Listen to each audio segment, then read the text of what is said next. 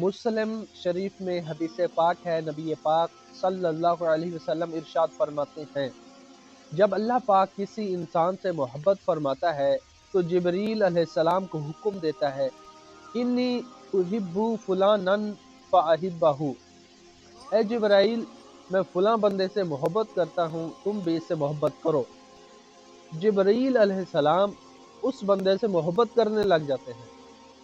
अब ये मोहब्बतों का सिलसिला यहीं पर रुकता नहीं, बल्कि तुम्मा युनादी फिस्समा, आसमानों में ऐलान कर दिया जाता है कि इन्नल्लाह युहिब्बु फुलानन फ़अहिब्बुहु, ऐ आसमान वालों, बेशक अल्लाह पाक फलां बंदे से मोहब्बत फरमाता है, तुम भी इससे मोहब्बत करो।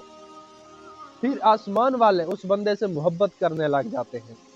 गोया आसमानों में उस बंदे की मोहब्बत आम हो जाती है। इसके बाद क्या होता है? हदीस पाक में है, फिर उस बंदे की मकबूलियत ज़मीन में रख दी जाती है। फिर ज़मीन वाले उस बंदे से मोहब्बत करते हैं।